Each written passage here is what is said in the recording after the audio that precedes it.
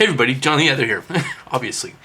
Now, in the long media story, the ongoing media story about all the terrible oppression and the rape culture and the marginalization and the patriarchy and etc. on American university campuses, the good news is that what we don't have coming out of Missouri University is another false rape hoax. We don't have another one of those. I mean, that would have been boring by now. The other good news is that we also don't have a swastika drawn in poop or the Ku Klux Klan on campus. Because it turns out that is a hoax as well, perpetrated by the student body. Yes, the protest in which a student reporter was assaulted was a protest of a fictional, made-up event. The drawing of a swastika in human excrement on, a dorm building or something?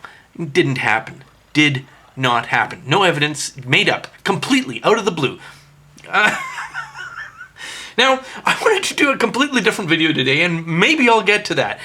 But what is actually happening, what we are seeing in all these stories, and you're going to see another one, there's going to be another swastika drawn in poop, or another false rape hoax, or, some other terrible victimization of a marginalized group. Oh no! And they have to get creative now, because the narrative, the political story, the mainstream idea of rape culture, of, racism, of patriarchy, of white male oppression, of hegemonic masculinity, etc., is, it's a tissue made of lies.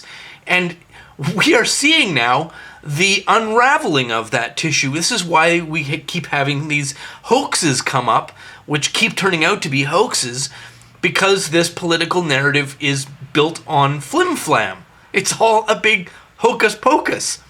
And the public is increasingly realizing that it's hocus-pocus, which is why the adherents of the, quote, social justice ethic, the social justice ideology, have to craft from whole cloth endless stories of, marginalization of either women or some ethnic minority or, some sexual orientation minority. Who knows? The next one might be a gay bashing. Maybe we should start a bingo card. Now, despite the fact that there was no swastika drawn on a wall, there was no KKK, there was no obvious racist incidents, there's no photographs, there's no evidence, the whole thing was fake, phony, a hoax, just like all these false rape hoaxes that we keep hearing about. We did, in spite of the fact that the whole thing was made up, we did still have on the campus this protest from all these social justice warrior feminists, many of whom, I am convinced, if not all, certainly knew that this was a hoax.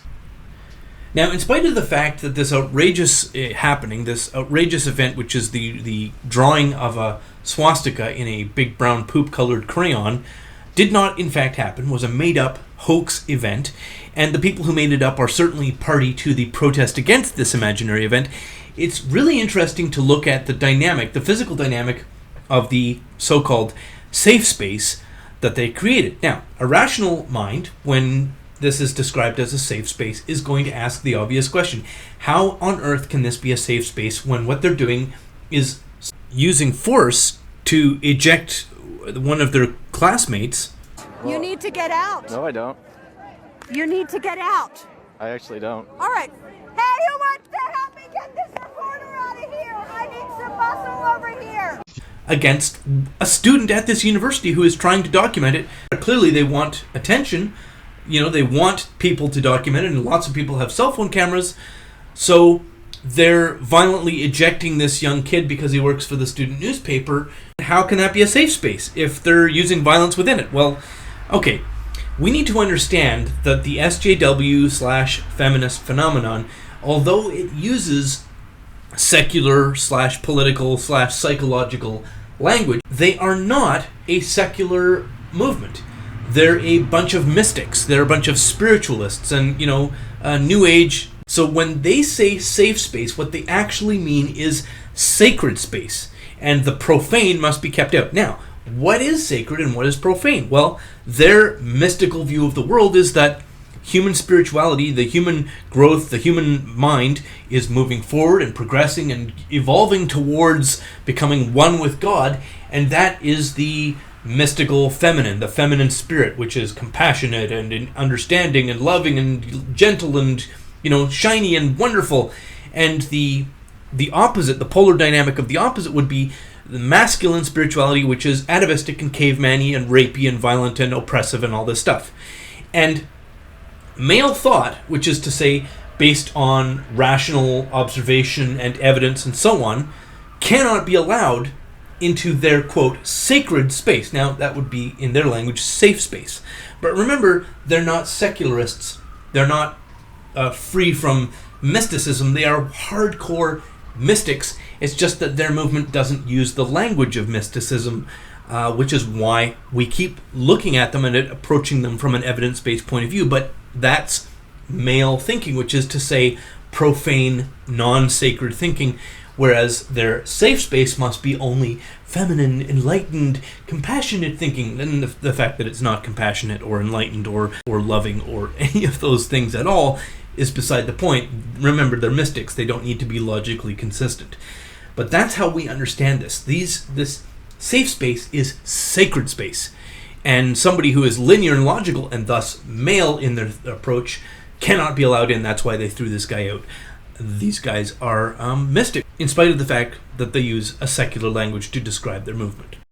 So that's how we break through the code, this secular language code of mystical thinking. Thanks very much for watching, and as always, have a lovely day.